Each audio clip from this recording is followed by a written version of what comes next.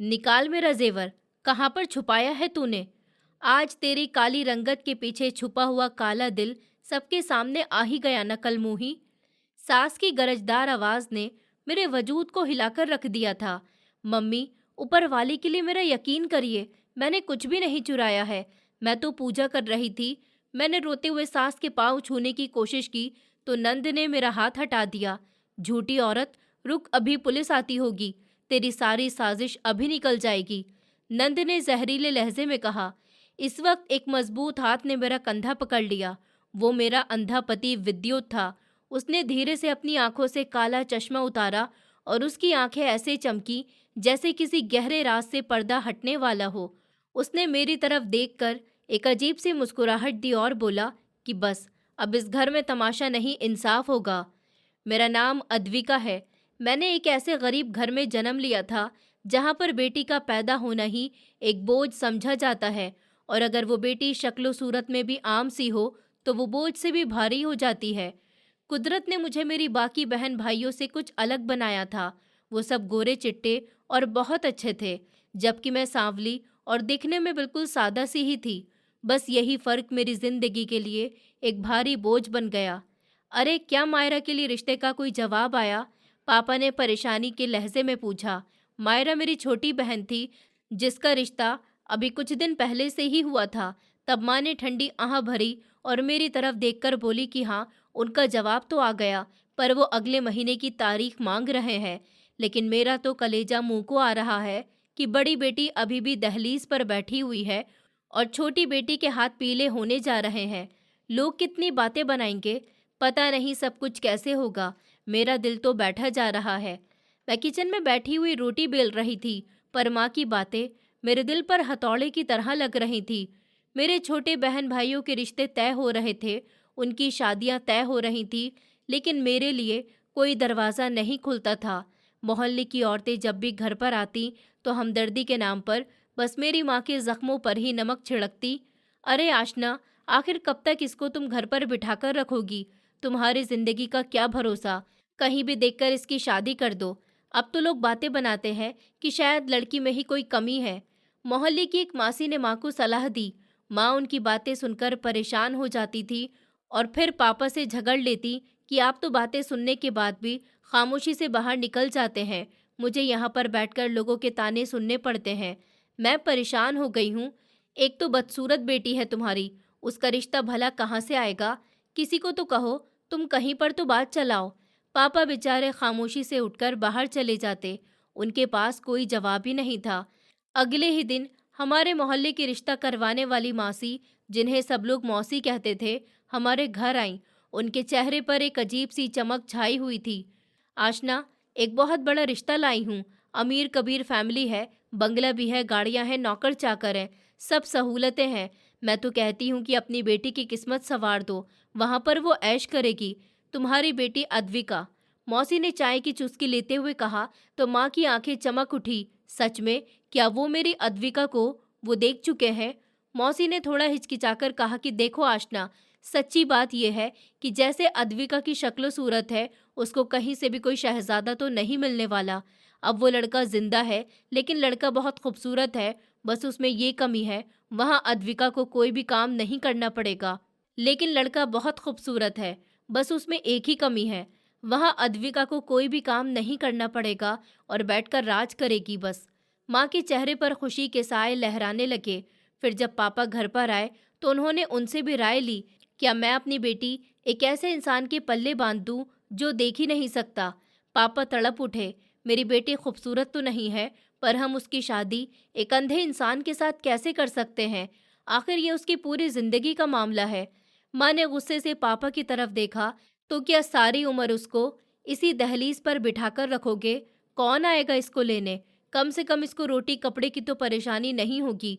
बड़े घर की मालकिन बन जाएगी, वहां जाएगी। तो फिर काफी बहस होने के बाद आखिरकार पापा को हार माननी पड़ गई और मेरी मर्जी किसी ने नहीं पूछी। शायद मेरे जैसे लोगों की अपनी कोई पसंद या नापसंद ही नहीं होती।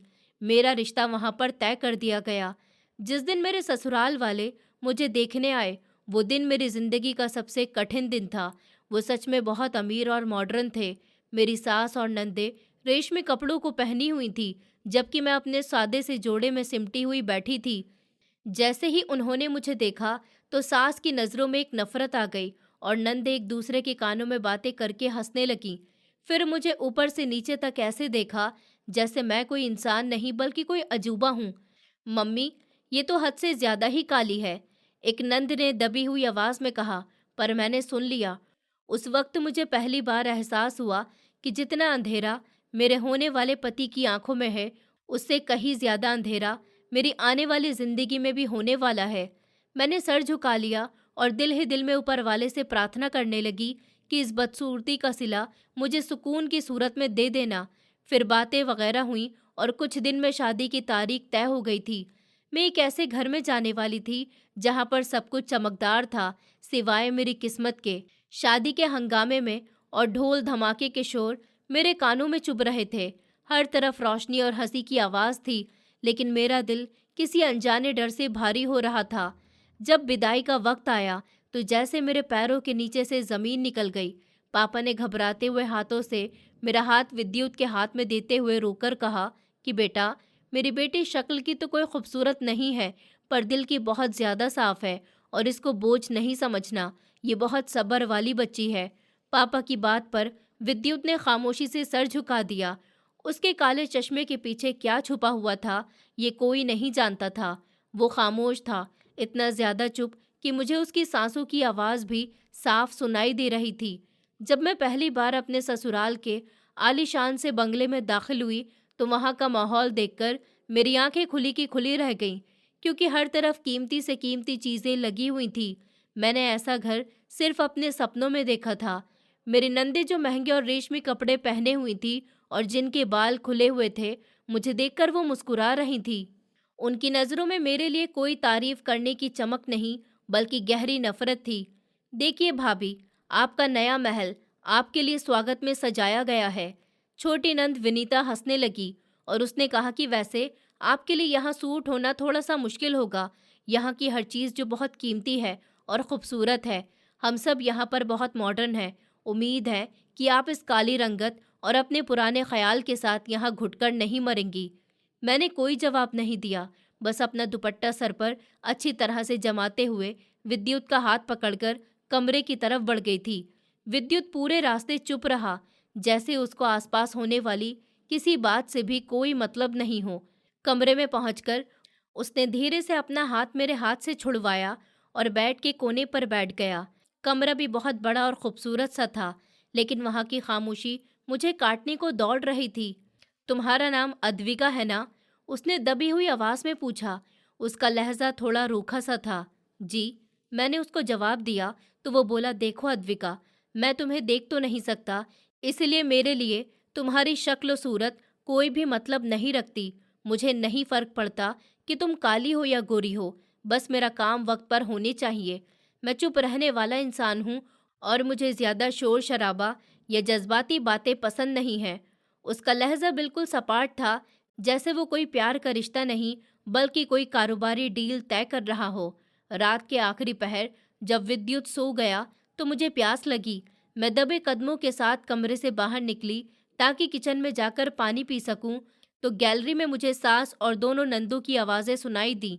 वो लॉन्च में बैठी हुई कॉफ़ी पी रही थी। मम्मी, आपने सच में उस जाहिल को इस घर की बहू बना दिया है। वानी की आवाज़ में जहर था। वो कितनी बुरी लगती है माँ विद्युत भाई के साथ। अरे बेटी, शक्ल सूरत को गोली मारो, सास ने एकदम से कहा। हमें तो बस ऐसी लड़की चाहिए थी जो जुबान नहीं चलाए और बस विद्युत का ख्याल रखे। कागज़ पर दस्तखत करवाने के लिए हमें किसी खूबसूरत और चालाक लड़की की ज़रूरत नहीं है, सिर्फ एक ऐसी नौकरानी की ज़रूरत थी जो शादी के बंधन में बंधी हुई हो। कल से तुम देखना मैं इसका गुरूर कैसे मिट्टी में मिलाती हूँ। और मैं उनकी बातें सुनते हुए वहीं दीवार के साथ लग गई। मेरा दिल ज़ोर ज़ोर से धड़क रहा था। मैं पानी पिए बिना वापस कमरे में आ गई। मेरी आंखों से आंसू जारी थे, पर मैंने खुद को संभाला कि ऐ ऊपर वाले, ये कैसे लोग हैं। फिर अगली सुबह जब मेरी आंख खुली तो सूरज की किरण सब जगह छा चुकी थी। मैं उठी और मुझे पूजा करनी थी, क्योंकि मुझे आदत थी सुबह उठकर पूजा करने की। मैं बहुत ही धार्मिक थी, मुझे पूजा पाठ का बहुत ज़्यादा शौक था। इसी तरह मैं उठी, फ्रेश हुई और पूजा करने के लिए वहां मौजूद छोटे से मंदिर में जाकर मैं प्रार्थना करने लगी और ऊपर वाले से मैंने अपनी नई जिंदगी को रोशन करने के लिए प्रार्थना की। अभी मैं यही प्रार्थना कर रही थी कि अचानक से वहां कमरे का दरवाजा खुला। मेरी सास, जिनके चेहरे पर गुस्से की लहर थी, वो तेजी से अंदर दाखिल हुई। अरे उठो यहाँ से! उन्होंने मेरा बाजू पकड़कर मुझे वहां से खींचने की कोशिश की, हालांकि मैं मंदिर में मौजूद थी। मम्मी जी, सब ठीक तो है ना? मैं अभी पूजा कर रही थी। मैं घबराकर खड़ी हो गई। ठीक की बच्ची, यहाँ पर बैठकर तू रानी बनने के सपने मत देखना। तुझे क्या लगा कि मेरे बेटे की आंखें नहीं है तो तू इस घर पर राज करेगी? उन्होंने मुझे झटका देते हुए कहा कि तेरे जैसी बदसूरत और काली कलूटी को तो अपने घर में बर्दाश्त करना कोई भी आसान काम नहीं है। चल उठ और किचन में जाकर सबका नाश्ता बना। हमें मुफ्त की नौकरानी मिल गई है, अब इसका पूरा फायदा उठाएंगे। तुझे इसीलिए ही तो लेकर आए हैं ताकि नौकरानी के पैसे बच सके हमारे। उनकी बातें सुनकर मेरे आंसू बहने लगे। मम्मी, अभी तो मेरा पहला ही दिन है, मैं अभी अपने घर वालों को फ़ोन भी नहीं कर सकी। तब वो फौरन बोली, अब पहला हो या आखिरी दिन हो, काम तो तुझे ही करना है। चल शाबाश, वरना भूखी रहेगी, खाना नहीं दूंगी। कहने को अगर कोई काम ठीक नहीं हुआ, क्योंकि इस घर में रोटी सिर्फ उसको ही मिलती है जो काम करता है। उन्होंने मुझे धक्का दिया और बाहर निकल गई। मैं किचन में पहुंची तो वहां का माहौल देखकर घबरा गई। इतने बड़े किचन में मुझे कुछ भी समझ नहीं आ रहा था कि कहाँ से क्या शुरू करूं।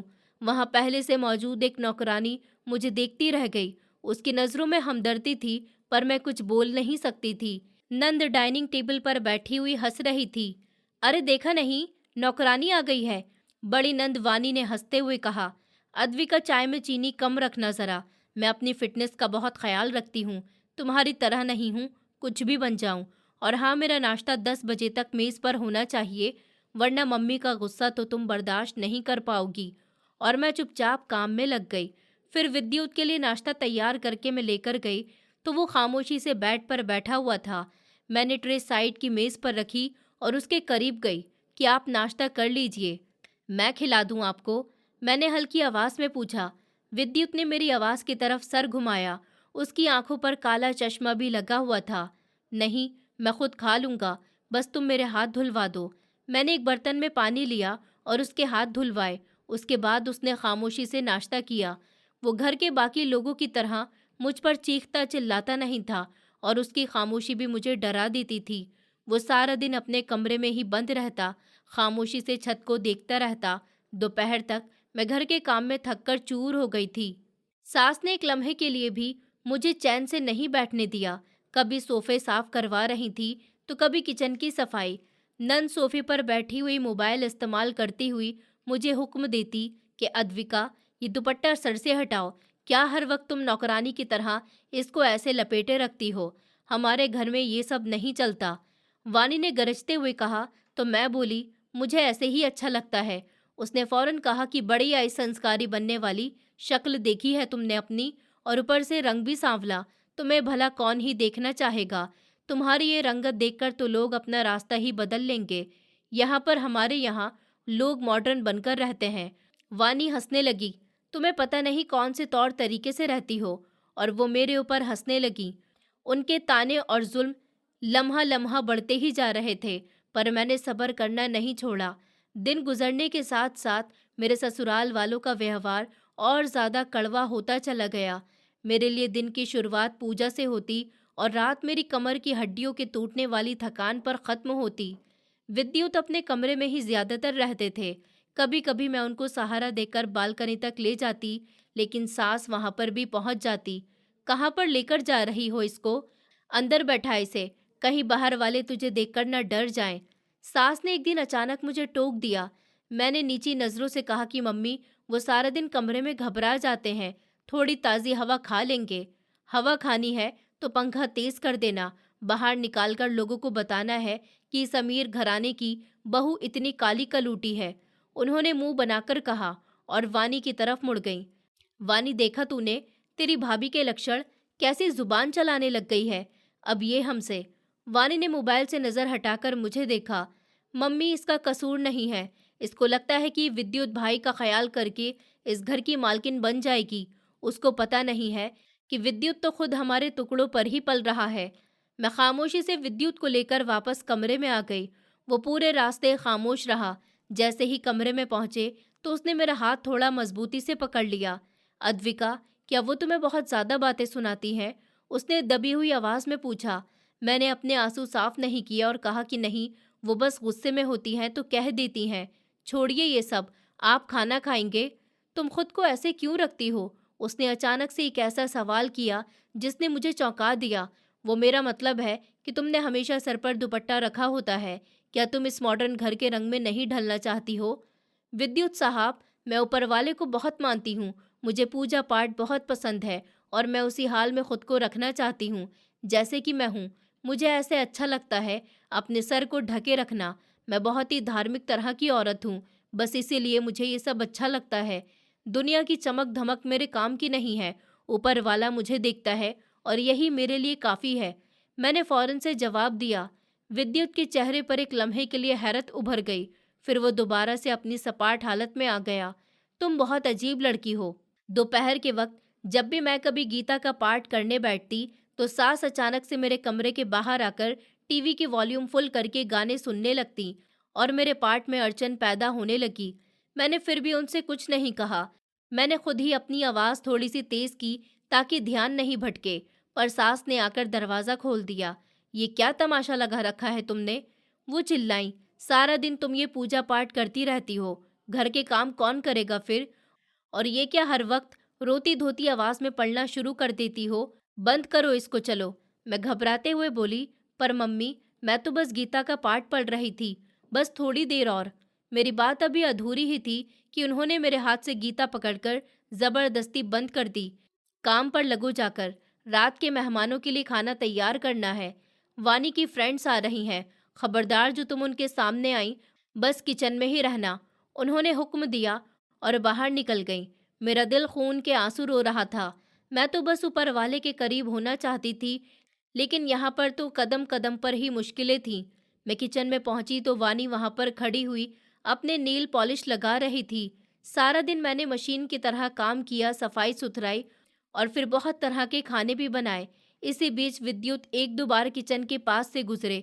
उसके हाथ में वो काली लाठी थी जिसके सहारे वो चलता था। उसने रुककर कुछ कहना चाहा, पर सास की मौजूदगी देखकर वो दोबारा से अपने कमरे की तरफ बढ़ गए। शाम हुई तो घर हंसी से गूंज उठा। वानी की फ्रेंड्स आ गई थी और मैं किचन में ही चाय तैयार कर रही थी कि अचानक से सास अंदर दाखिल हुई। अद्विका, जल्दी से चाय और स्नैक्स बनाकर लेकर आओ और याद रखना, ट्रे ठीक से पकड़ना, तुम्हारे हाथ वैसे ही बहुत कांपते रहते हैं, उन्होंने ताना मारते हुए कहा।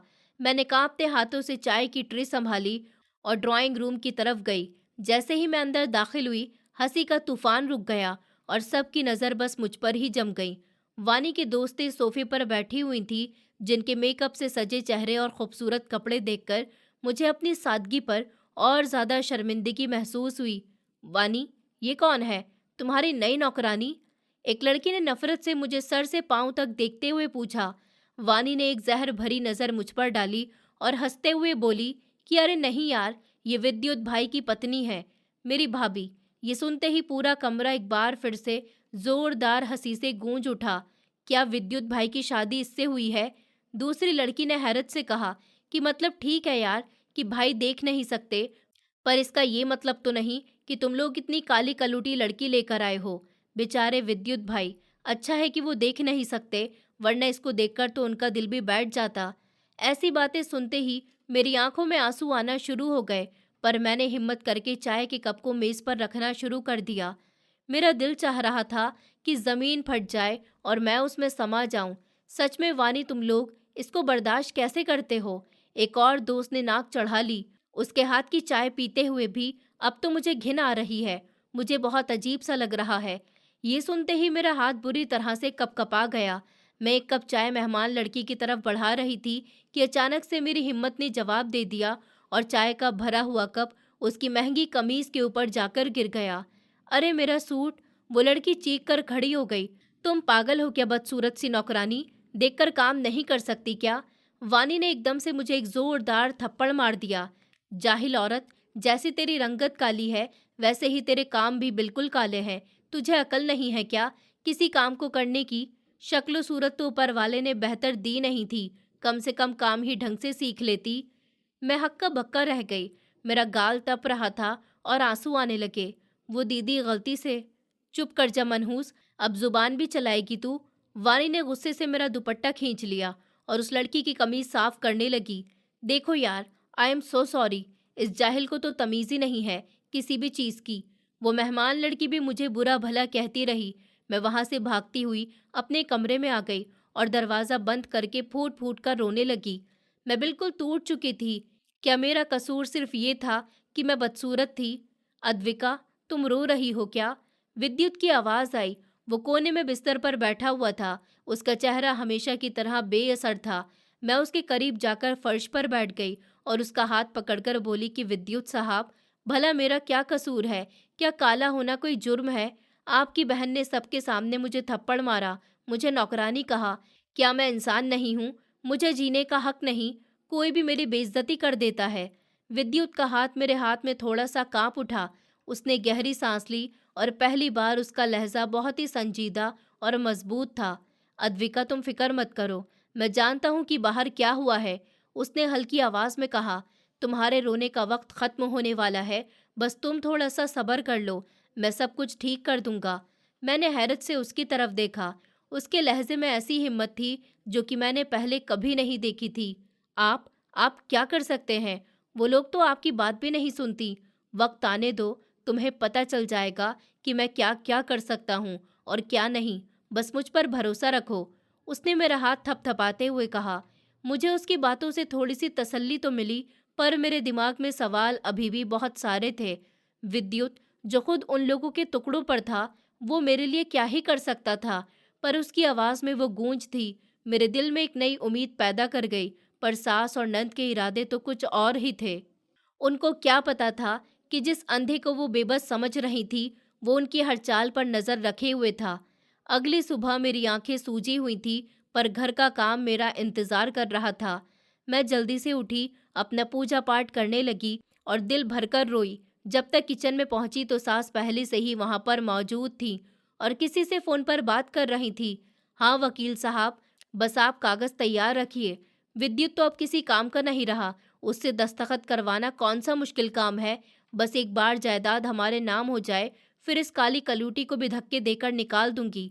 सास के लहजे में ऐसी तेजी थी कि मेरे पैरों के नीचे से जमीन निकल गई। मैंने बर्तन गिरने की आवाज से खुद को संभाला तो सास ने चौंक कर पीछे देखा। उनके चेहरे पर एक लम्हे के लिए घबराहट आई तो फौरन से गुस्से में बदल गई। ओए लड़की, यहाँ पर खड़ी हुई है तू? वो एकदम से मुझ पर झपट गई। मैं तो अभी आई हूँ मम्मी जी, नाश्ता बनाने, मैंने हकलाते हुए जवाब दिया। खबरदार जो मेरी बातों में टांग लड़ाई तो। चल अपना काम कर। उन्होंने फ़ोन बंद कर दिया और मुझे घूरते हुए बाहर निकल गई। मैं सोच में पड़ गई कि विद्युत की जायदाद, क्या ये सब लोग सिर्फ पैसों के लिए इसके साथ हैं? मैं नाश्ता लेकर विद्युत के पास गई तो वो खिड़की के पास खामोश खड़ा हुआ था, जैसे बाहर की आहट को महसूस कर रहा हो। आपके लिए नाश्ता लेकर आई हूँ, मैंने ट्रे मेज पर रखते हुए कहा। विद्युत ने मुड़कर मेरी तरफ देखा या फिर देखने का एहसास दिखाया। अद्विका, आज तुम्हारी आवाज़ में कपकपाहट क्यों है? क्या मम्मी ने कुछ कहा है? मैंने हिम्मत करके पूछा। विद्युत साहब, क्या ये घर और ये सब जायदाद आपके नाम पर है? विद्युत के चेहरे पर एक डरावनी सी मुस्कुराहट आई। तुम ये क्यों पूछ रही हो? क्या तुम्हें भी दौलत से लगाव हो गया? नहीं, ऐसा कभी भी नहीं हो सकता। मैं तड़प उठी। मैं तो बस इसलिए पूछ रही हूँ क्योंकि मुझे डर है कि कहीं आपके अपने ही आपको धोखा नहीं दे दें। विद्युत ने मेरा हाथ पकड़कर मुझे अपने पास बिठाया। अद्विका, इस घर में हर इंसान एक मोहरा है। कोई प्यार का नाटक करता है तो कोई नफरत का। तुम बस वहीं पर रहो जो तुम हो, बाकी सब कुछ मुझ पर छोड़ दो। इस बीच विनीता यानी कि मेरी छोटी नंद कमरे में दाखिल हुई और हमें साथ बैठा हुआ देखकर मुंह बनाते हुए बोली, भाई, मम्मी तुम्हें बुला रही हैं, वकील साहब आए हैं, कुछ कागज पर आपके अंगूठे लगवाने हैं। विद्युत ने खामोशी से सर हिलाया और अपनी लाठी उठाई।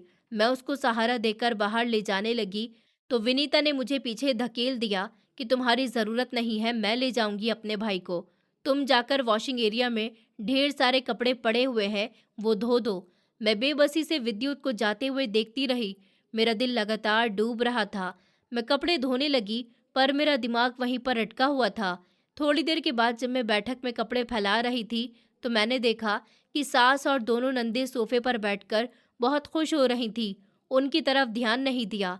मेरा दिल काबू में नहीं था। शाम को जब मैं विद्युत के पास खाना लेकर गई तो वो बहुत ज़्यादा सुकून से था। मैंने पूछा, क्या आपने उन कागजात पर अंगूठा लगा दिया? मैंने फिक्रमंदी से पूछा। हाँ, लगा दिया, उसने मुझे जवाब दिया। पर क्यों? आप जानते हैं कि वो आपको बेदखल करना चाहती हैं। मेरा गला रोनेहार हो गया। विद्युत ने अपना हाथ मेरे चेहरे के पास लिया, जैसे वो मेरे आंसू महसूस करना चाहते हों। अद्विका, जो दिखता है वो हमेशा सच नहीं होता। कभी कभी मछली पकड़ने के लिए चारा डालना पड़ता है। तुम परेशान मत हो, ऊपर वाला सब कुछ देख रहा है। उसकी बातें मेरी समझ से बाहर थी, पर उसके लहजे का यकीन कुछ हद से ज़्यादा बढ़ रहा था। पर मुझे क्या पता था कि सास अब मुझ पर एक ऐसा इल्ज़ाम लगाने वाली थी जो मेरी आत्मा को जख्मी कर देने वाला था। अगले कुछ दिन मेरे लिए किसी डरावने सपने से कम नहीं थे। घर में एक अजीब सी खामोशी छाई हुई थी, जैसे किसी तूफान के आने से पहले का अंदेशा हो। सास और नंद अब मुझसे उल्टी सीधी बातें करने की जगह बस हल्की आवाज़ में कुछ न कुछ बोलती रहती और मुझे देखकर मुस्कुराती, मेरा मजाक उड़ाती। सुबह में सास के कमरे की सफाई कर रही थी कि वो अचानक से अंदर दाखिल हुई और अलमारी के खुले हुए दराज को देखकर चीखने चिल्लाने लगी कि मेरा सोने का सेट कहाँ गया। वानी, विनीता, जल्दी आओ, देखो, मेरा वो कीमती हार गायब हो गया जो मैंने कल निकाल कर रखा था। उनकी आवाज़ पूरे घर में गूंज गई। मैंने डरते हुए हाथ जोड़ दिए। मम्मी, मैंने तो अलमारी को हाथ भी नहीं लगाया, मैं तो बस बाहर से मिट्टी झाड़ रही थी। वानी और विनीता भागती हुई आईं और फिर मुझ पर टूट पड़ीं। हमें पता था कि इस काली चोरनी की नीयत पहले दिन से ही खराब थी। मम्मी, मैंने इसको कल रात भी आपके कमरे के पास मंडराते हुए देखा था। वानी ने झूठ बोल दिया। मेरी तरफ उंगली उठाई। मैंने फौरन कहा, नहीं दीदी, ऊपर वाले के लिए ऐसा मत कीजिए। मैं गरीब ज़रूर हूँ पर चोर नहीं हूँ। मैं रोते हुए बोल रही थी। चुप करो जाहिल औरत, शराफत का ये झूठा नाटक और नहीं चलेगा। वो हार लाखों का था। जल्दी से बता, कहाँ पर छुपाया है तूने? सास ने मेरा बाजू इतनी जोर से मरोड़ दिया कि मेरी चीखें निकल गईं। इस वक्त विद्युत अपनी लाठी से दस्तक देता हुआ वहां पर पहुंचा। क्या हुआ है? क्या हो रहा है यहाँ पर? इतना शोर क्यों है? उसने सपाट लहजे में पूछा। देख लो विद्युत, अपनी इस शरीफ पत्नी की करतूत। मेरे सोने का सेट चुरा लिया है इसने। मैं तो उसको पहले से ही इस घर में नहीं रखना चाहती थी। अब तो इसने साबित कर दिया कि ये किस खानदान की है।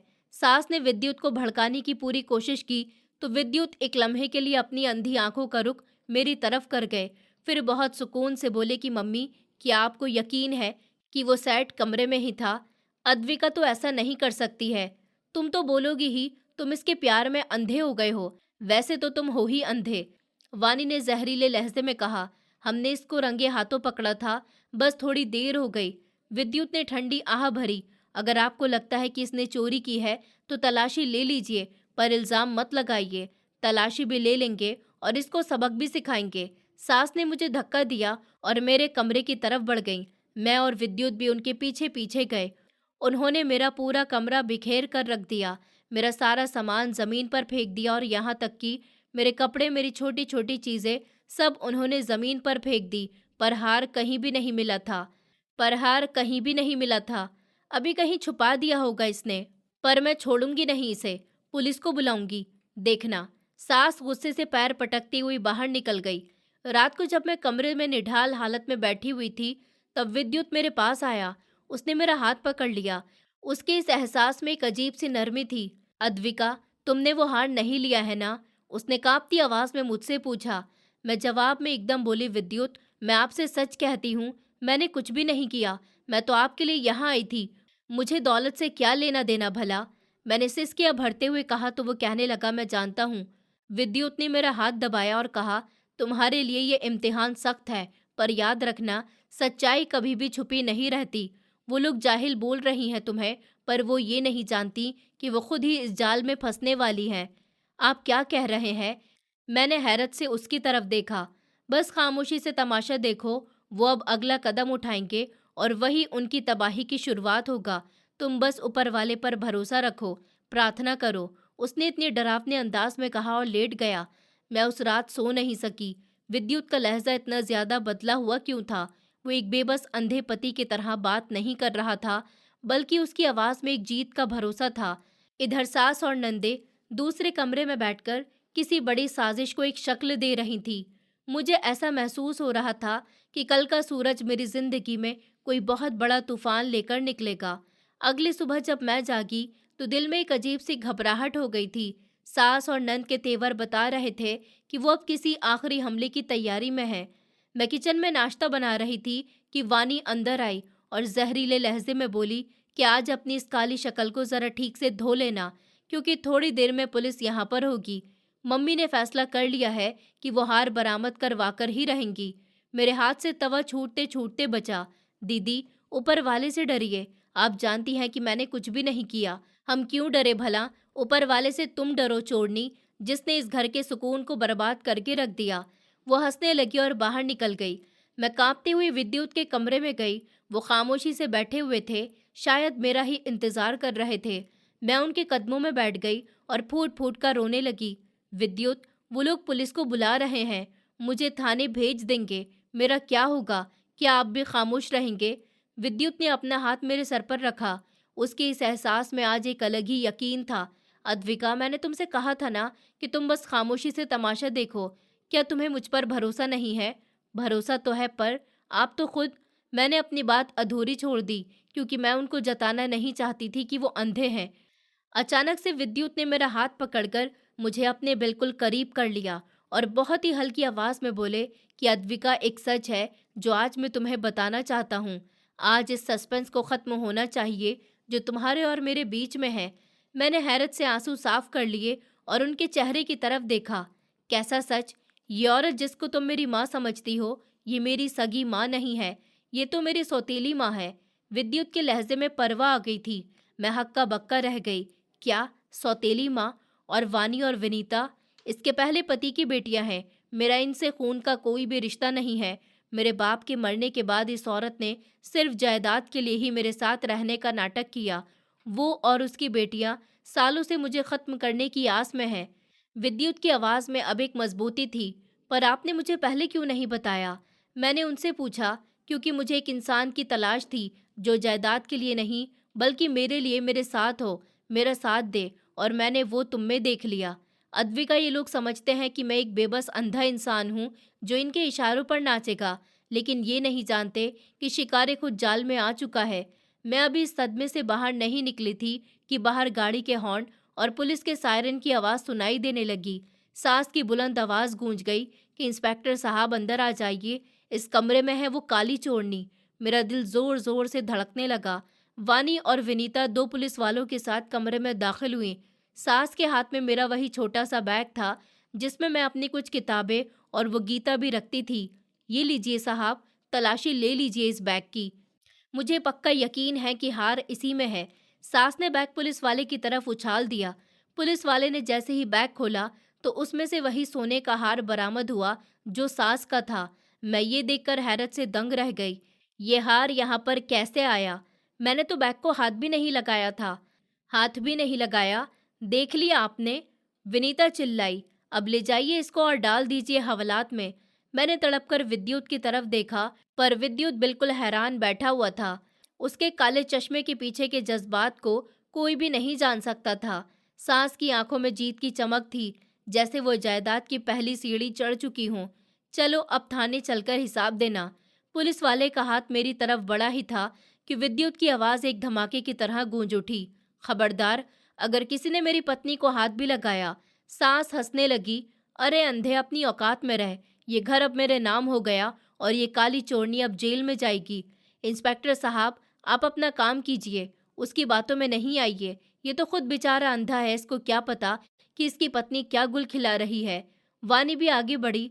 उसके चेहरे पर जहरीली मुस्कुराहट छाई हुई थी। भाई, आपकी हमदर्दी अपनी जगह पर, चोरी तो साबित हो गई है ना। हार इसके बैग से ही निकला है। अब आप कैसे बचाएंगे इसे? विद्युत ने अपनी जगह से उठकर एक कदम आगे बढ़ाया। उसकी चाल में आज वो लड़खड़ाहट नहीं थी जो मैं रोज देखती थी। वो बिल्कुल सीधा खड़ा हुआ था। उसका रुख सास की तरफ था। मम्मी, आपको बहुत जल्दी थी ना जायदाद अपने नाम करवाने की? विद्युत का लहजा इतना ठंडा था कि सास के चेहरे का रंग उड़ गया। आपने सोचा कि अंधा बेटा आपके लिए सिर्फ एक रुकावट है जिसको आप जब चाहे रास्ते से हटा देंगी। ये क्या बकवास कर रहे हो? सास थोड़ा हिचकिचाई। इंस्पेक्टर साहब देखिए, ये दिमागी तौर पर भी ठीक नहीं लग रहा। इंस्पेक्टर ने विद्युत की तरफ देखा। मिस्टर विद्युत, कानून सबूतों पर चलता है और हार आपकी पत्नी के कब्जे से मिला है। सबूत तो वो खुद हार है जो आपके हाथ में है। इंस्पेक्टर साहब, जरा उस हार को पीछे से गौर से तो देखो। वहां पर मेरी असली माँ के नाम के शब्द गड़े हुए हैं। और ये जेवर जो मेरी माँ ने मेरे लिए छोड़ा था, और ये जेवर उनके पास कैसे आया? ये तो सालों से बैंक के लॉकर में होना चाहिए था ना, जिसकी चाबी सिर्फ मेरे पास थी। सास के माथे पर पसीना आ गया। वो मैंने निकाल लिया था ताकि मेरे पास ठीक से रहे। सास की बात काट दी। झूठ! विद्युत ने दहाड़ कर कहा कि आपने जायदाद के कागज पर मेरे अंगूठे लगवाने के लिए वकील के साथ मिलकर जो ड्रामा किया, मैं उसका एक एक शब्द जानता हूँ। आपको क्या लगा था कि मैं अंधा हूँ तो जाहिल भी हूँ? मैं हैरत से विद्युत को देख रही थी। वो बातें कर रहा था जैसे वो सब कुछ देख रहा हो। वानी और विनीता एक दूसरे का हाथ पकड़कर पीछे हट गईं। विद्युत साहब, आप? मैंने डरते हुए उसको पुकारा। तुम जब पूजा करती थी, ये विद्युत ने मेरी तरफ रुख किया। तुम्हारा वो पूजा करना, तुम्हारा सब्र, तुम्हारी प्रार्थना, एक वही था जिसने मुझे आज ये कदम उठाने की हिम्मत दी है। तुमने इस घर में जो भी जुल्म सहे हैं, उनका एक एक पल मेरी आत्मा पर कर्ज है। सास ने गुस्से में आकर पुलिस वाले से कहा कि आप खड़े हुए क्या देख रहे हैं? इसको गिरफ्तार कर लीजिए। पुलिस वाला आगे बढ़ा तो विद्युत ने हाथ के इशारे से उसको रोक दिया। इंस्पेक्टर साहब, अभी थोड़ी देर में मेरे असली वकील आ रहे हैं और उनके पास वो वीडियो रिकॉर्डिंग भी है जो इस कमरे में छुपे हुए खुफिया कैमरे ने रिकॉर्ड की है। वो वीडियो जिसने खुद अद्विका के बैग में हार रखा गया है। ये सुनते ही सास के पैरों के नीचे से जमीन निकल गई। वानी और विनीता के चेहरे पर हैरानी आ गई। खुफिया कैमरा? तुमने? सास की जुबान लड़खड़ा गई। हाँ, मैंने, क्योंकि मैं जानता था कि आप लोग मेरी जायदाद के लिए किस हद तक जा सकते हैं। विद्युत ने अपना हाथ अपने काले चश्मे की तरफ बढ़ा दिया। आप लोग उस एक्सीडेंट को मेरा अंजाम समझ रहे थे। वो दरअसल मेरी आंखें खोलने का एक रास्ता बना था। पूरे कमरे में सन्नाटा छा गया। मैं सांस रोककर बस विद्युत को ही देख रही थी। पुलिस वाले भी हैरान खड़े हुए थे। विद्युत ने धीरे से अपना काला चश्मा उतार लिया। उसकी आंखें रोशन थी, लेकिन उनमें चमक थी और उनमें एक अजीब सी रोशनी महसूस हो रही थी। वो अंधा नहीं था। सास की चीख निकल गई। तुम देख सकते हो? विद्युत ने सास की तरफ इशारा करते हुए इंस्पेक्टर से कहा कि इंस्पेक्टर साहब, ये औरत जिसको आप मेरी माँ समझ रहे हैं, ये मेरे बाप की दूसरी पत्नी है और ये लड़कियां इसके पहले पति की औलाद हैं। मेरे साथ इनका दूर दूर तक कोई भी खून का ताल्लुक नहीं है। सास ने चीख कर कहना चाहा कि विद्युत, ये तुम क्या कह रहे हो? मैंने तुम्हें पाला है। पाला नहीं, मेरा फायदा उठाना चाहा बस आपने। विद्युत ने कड़वाहट से कहा, आप क्या समझती थी कि मैं अंधा हूँ? नहीं, जिस दिन मेरा कार एक्सीडेंट हुआ था, मुझे उसी दिन हॉस्पिटल में आप लोगों की असलियत पता चल गई थी। मैंने खुद अपने कानों से आपको वानी से कहते हुए सुना था कि अच्छा हुआ ये अंधा हो गया, अब जायदाद पर कब्जा करना आसान होगा, वरना हमें तो उसको मारना पड़ता। अब जायदाद पर कब्जा करना आसान होगा, वरना हमें तो उसको मारना पड़ता। ये सुनकर मेरा सर चकराने लगा। विद्युत ने मेरी तरफ देखा। उसकी आंखों में मेरे लिए दुख और शर्मिंदगी थी। उसने दोबारा से उन लोगों की तरफ रुख किया। जब मुझे पता चला कि आप लोग मेरी जायदाद पर कब्जा करना चाहती हैं और मुझे मार देना चाहती हैं, इसलिए मैंने अंधे होने का ड्रामा किया था। मैंने डॉक्टर को भारी रकम दी थी ताकि वो आप लोगों से यही कहे। मैं हमेशा के लिए अपनी आंखों की रोशनी खो चुका हूँ, इसलिए मैंने अंधे होने का ड्रामा किया था। मैंने डॉक्टर को भारी रकम दे दी थी कि वो आप लोगों से ये कहे कि मैं हमेशा के लिए अपनी आंखों की रोशनी खो चुका हूँ। मैंने डॉक्टर को रकम दे दी थी कि वो आप लोगों से ये कहे कि मैं हमेशा के लिए अपनी आंखों की रोशनी खो चुका हूँ। मैं देखना चाहता था कि आप लोग किस हद तक जा सकते हैं। विनीता ने हकलाते हुए कहा, भाई हम तो बस। पर विद्युत ने उन्हें खामोश करा दिया। जब मैं अंधा हुआ तो माँ को ये लगा कि अब तो ये अंधा हो चुका है। वैसे भी उसकी सारी जायदाद उनकी है, पर वो नहीं जानती थी कि वो कितनी जालिम बन रही हैं। मैं खुद देखता कि आप लोगों ने इस मासूम लड़की पर क्या जुल्म नहीं किया, सिर्फ इसलिए कि ये बदसूरत है, सिर्फ इसलिए कि ये काली है। आप लोगों ने उसको नौकरानी बनाया, उसको थप्पड़ मारा, इस पर चोरी का इल्ज़ाम भी लगा दिया। विद्युत ने मेरा हाथ मजबूती से पकड़ लिया। उसका एहसास ही हौसला दे रहा था।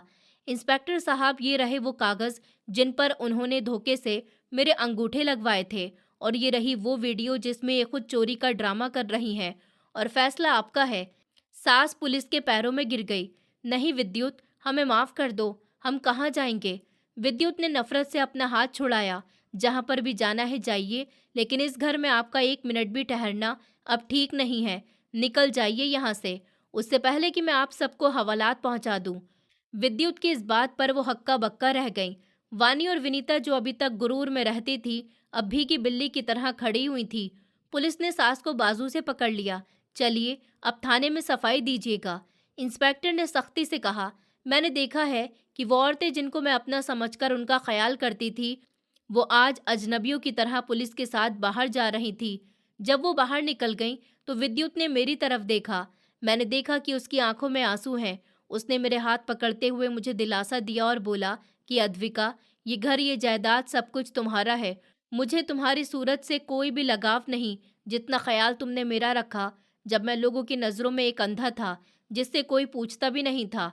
इस वक्त तुम्हारे अंदर मैंने एक वफादार औरत देखी जो हमेशा मेरी होकर जिएगी। मैंने ऊपर वाले का शुक्र किया कि उसने मुझे इस इम्तिहान में पास किया। ऊपर वाला सच में बहुत बड़ा है। उसने एक बदसूरत वाली लड़की को इस घर की असली मालकिन बना दिया था। मुझे उस दिन बहुत रोना आया, पर यह खुशी का रोना था। फिर पुलिस जब उन तीनों को घसीटते हुए बाहर लेकर जा रही थी, तो घर के बाहर हॉल में एक अजीब सी खामोशी छा गई। वो दीवारें जो कल तक ताने और हंसी से गूंजती थीं, आज मेरी सिसकी और विद्युत साहब के सुकून के सांस की दवा है। मैं अब भी फर्श पर बैठी हुई थी। मेरा दिमाग बंद हो गया था। जिस इंसान को मैंने सहारा दिया, जिसकी खातिर मैंने बेइज्जती सही, वो आज मेरे सामने चट्टान बनकर खड़ा हुआ था। विद्युत ने झुककर मेरा हाथ पकड़ लिया, मुझे उठाया। उसकी आंखों में प्यार था जो मैंने आज से पहले कभी नहीं देखा। अद्विका, अब रोना बंद करो। तुम्हें अब इस घर में कोई भी काली नहीं कहेगा, न बदसूरत कहेगा। तुम अब सिर्फ इस घर की मालकिन हो। उसने नरमी से कहा। मैंने उसकी तरफ देखा कि आपने इतना बड़ा सच मुझसे क्यों छुपाया था। आप जानते थे कि मैं रोज कितना तड़पती थी विद्युत। मैंने गहरा सांस लिया और मुझे सोफे पर बिठाते हुए खुद मेरे सामने कुर्सी पर बैठ गया। मैं मजबूर था अद्विका। जिस दिन से मेरा एक्सीडेंट हुआ, वो अपनी बात बताने लगे। मैंने अपनी आंखों से उनकी बेबसी देखी थी।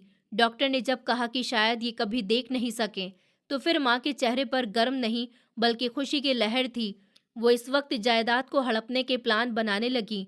मुझे एक ऐसी औरत की ज़रूरत थी जो मेरे बुरे वक्त में मेरा साथ दे, ना कि मेरी जायदाद का।